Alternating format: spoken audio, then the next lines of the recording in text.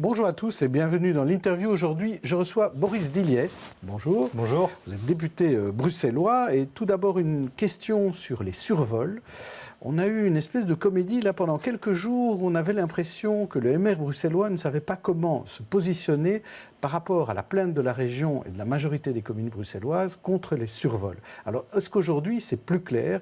Est-ce qu'on sait où se situe le MR bruxellois dans Oui, c'est très clair. Disons je pense qu'on a essayé de jouer un mauvais tour. Je pense que le gouvernement bruxellois a essayé de mettre le focus sur de soi-disant divergences concernant la position du MR. Je rappelle que c'est Vincent de Wolf le premier, lorsqu'il présidait la conférence des bourgmestres, qui a eu à l'unanimité les bourgmestres bruxellois qui se sont positionnés concernant le survol. Donc on essaye là de faire un mauvais procès. Les choses sont très claires et d'ailleurs nous nous inscrivons dans la procédure qui s'inscrit maintenant. Donc vous allez en justice avec la région. Nous y allons avec la région, mais on n'a pas voulu, si vous voulez, rentrer dans un jeu de politique politicienne qui consistait plus à essayer de tacler le fédéral de la part du gouvernement bruxellois que de se rappeler qu'on a un enjeu majeur, un problème majeur, puisque ça concerne notamment la santé des Bruxellois.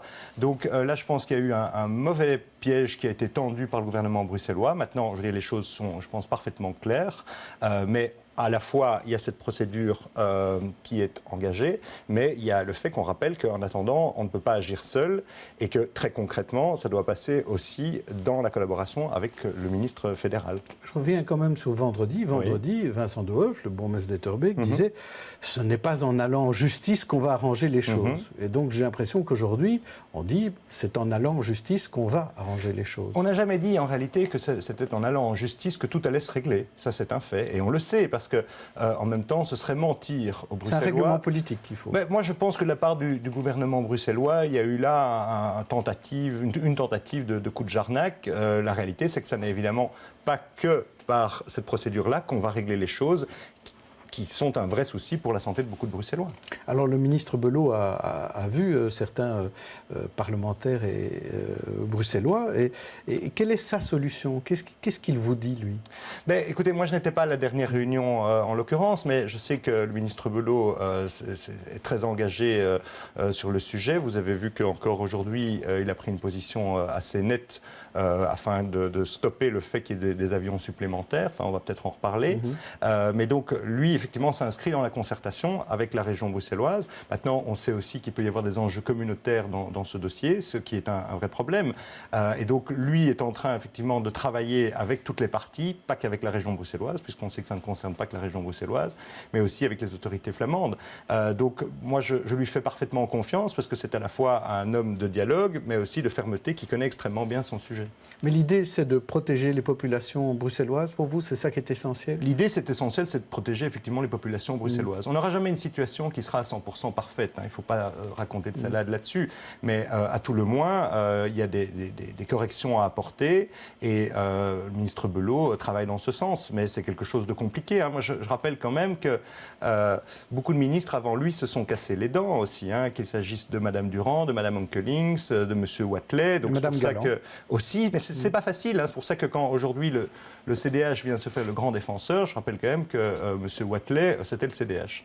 On se souviendra du plan Wathelet. Justement, vous parliez de François Belot qui effectivement s'oppose à toute augmentation du nombre de vols à Bruxelles Airport. Est-ce que là, il ne met pas un peu en danger l'activité économique de Zaventem, qui est si importante, on l'a vu après les attentats? Mais mettre en danger l'activité économique de Zaventem, ça serait dire, voilà, écoutez, on ne veut plus rien. En tant que tel. Ici, simplement, il a pris la mesure des choses. Il y a une demande qui est faite pour augmenter le nombre de vols. Il a été extrêmement ferme. Je pense que c'était nécessaire en indiquant qu'on pouvait effectivement augmenter le nombre de passagers, mais il a indiqué que le nombre de vols, c'était non, qu'on n'augmenterait pas le nombre de vols. Donc je pense que voilà le fait que le ministre Belot prend les choses en main et qu'il peut aussi se montrer extrêmement ferme quand c'est nécessaire. Mais en même temps, il faut pouvoir dialoguer. Alors Boris Diliès, vous êtes spécialiste en mobilité et vous êtes allé voir un petit peu comment se passe la mobilité ailleurs et vous êtes revenu avec une idée qui est assez nouvelle, qui est un simulateur de mobilité. Est-ce que vous pouvez nous expliquer qu'est-ce que c'est cette plateforme? Alors, si vous voulez, à Bruxelles, il y a souvent de bonnes idées, mais qui finalement ne fonctionnent pas bien, pas parce que l'idée en tant que telle est mauvaise, mais parce que probablement qu'on n'a pas bien préparer les choses en amont. Donc l'idée est la suivante. Parler d'un piétonnier, par exemple. Par exemple. Mais ce qui est important dans le cadre de ce simulateur, c'est de pouvoir prendre toutes les données qui existent lorsqu'on va, par exemple, définir un projet sur une partie de territoire et de prendre toutes les données. Donc, qu'il s'agisse du nombre de piétons, du nombre de véhicules qui passent, de tenir compte aussi des commerces, de tenir compte éventuellement aussi des écoles qui se situent dans un périmètre. Et donc, les données, elles existent, mais aujourd'hui, la réalité, c'est que souvent, on travaille sur des données qui sont périmées. Qui sont obsolètes. Et donc là, le principe qui finalement est assez simple, mais qui relève du bon sens, c'est de tenir compte de toutes ces données qui aujourd'hui sont assez éparpillées et de faire en sorte, grâce à ce logiciel, qu'on puisse avoir une vision à long terme et aussi qu'on puisse anticiper ce qui pourra fonctionner ou ne pas fonctionner. Un exemple, aujourd'hui, il y a des travaux, comme vous le savez, qui sont prévus concernant le tunnel Léopold II. Il faut savoir quand même qu'il y a toute une série d'études qui ont été réalisées, études qui sont aujourd'hui obsolètes parce qu'elles avaient été réalisées antérieurement à la mise en place du piétonnier. Donc déjà, là, vous avez un souci, puisque en matière de mobilité, on n'a pas tenu compte de cet aspect-là. Ben, ça ne va pas, parce que du coup, vous avez une série d'études, effectivement, qui, en plus, payées par le contribuable, qui peuvent valser au bac, d'une part, et d'autre part, une situation qui, en termes de mobilité, à ce moment-là, est désastreuse. Et donc là, ça veut dire que ça permettra, à ce moment-là, de prendre ces données, de pouvoir anticiper. Bon, il y a aussi d'autres soucis, c'est aussi la concertation au niveau des niveaux de pouvoir. Et là, je pense que ça peut vraiment donner un outil pour qu'enfin, on soit beaucoup plus coordonnés. On sait aussi que ce qui n'est pas facile en matière de mobilité à Bruxelles, c'est qu'il y a 19 échevins en charge de la mobilité, plus le niveau régional, c'est 19 échevins qui ne sont jamais réunis. Enfin, donc il y a un souci. Et moi, je le dis toujours, il ne faut pas être dogmatique en matière de mobilité. Il n'y a pas une bonne politique de mobilité de droite ou une mauvaise de gauche. Il faut pouvoir faire preuve de pragmatisme et il faut pouvoir notamment travailler aussi sur l'intermodalité. On va en reparler. Oui, mais donc ce simulateur, c'est donc un projet que vous avez déposé. Oui, on a déposé. Vous espérez trouver une majorité. On espère trouver une majorité parce qu'à nouveau, ça n'est pas polémique, ça n'est pas politique, mais c'est le fait de venir avec des propositions, parce que nous sommes dans l'opposition, certes, mais on a de cesse de venir avec des propositions auprès du gouvernement et en particulier du ministre de la Mobilité, parce que c'est pas tout de critiquer, de dire ça ne va pas, on bouge plus, c'est embouteillé, oui, c'est un fait. Mais à nous aussi de faire des propositions. Alors vous avez vu aussi à Paris le scooter électrique, des scooters partagés. Alors on a été voir une entreprise de scooters partagés à Paris, ça existe déjà à Barcelone, à San Francisco.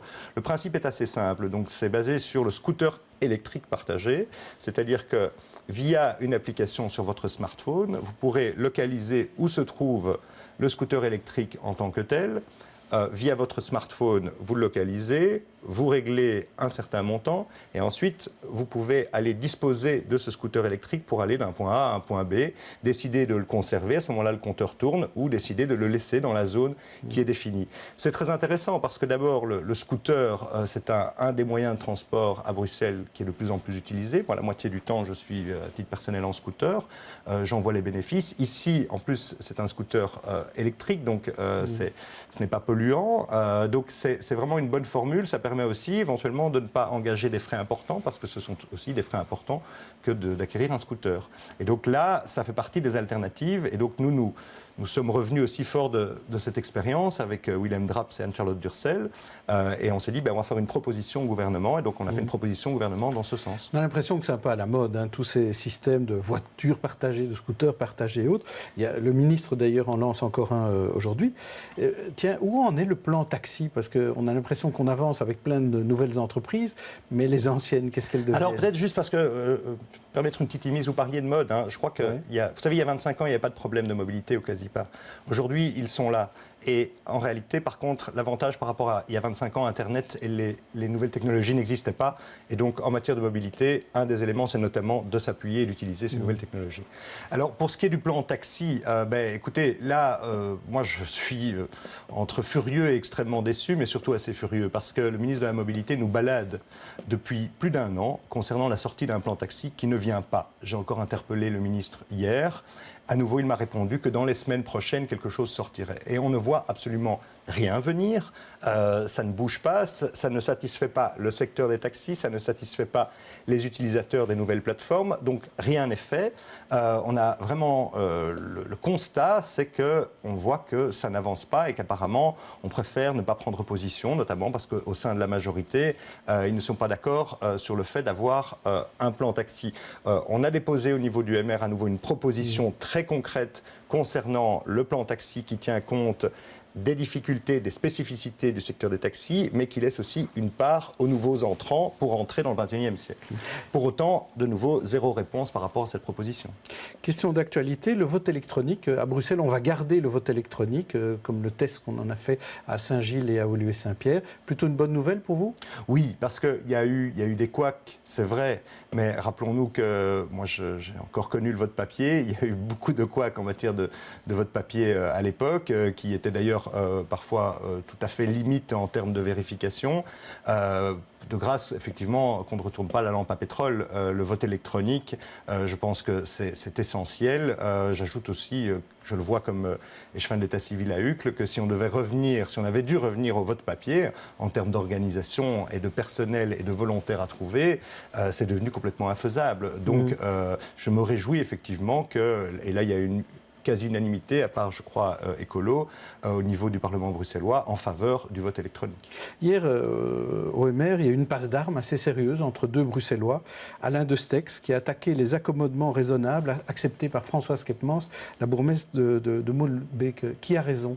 Écoutez, je n'étais pas là lorsque ça a chauffé. Donc je n'étais pas là. Vous n'êtes jamais là quand il y a des grosses réunions. Mais hier, j'étais en commission infrastructure toute l'après-midi. Vous avez une bonne excuse. Mais voilà, bon, mais sinon, de quel côté je ne cherche pas d'excuses, mais bon, il ne s'agit pas d'être d'un côté ou de l'autre. Je crois que, vous savez, une famille politique, c'est une famille.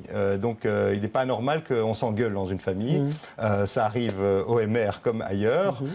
Donc, ça, c'est pas en soi un scoop qui est des engueulades. Je pense que c'est pas. Mais pas sur le drame. fond. Sur le fond. Mais écoutez, sur le fond, moi, je pense que Françoise Keppmans, elle est dans la réalité des choses. Elle est dans la réalité des choses. Je pense qu'elle fait un travail important, elle fait un travail difficile, qui consiste effectivement à faire en sorte que la population ne se divise pas et faire en sorte aussi de tenir compte des réalités sociologiques.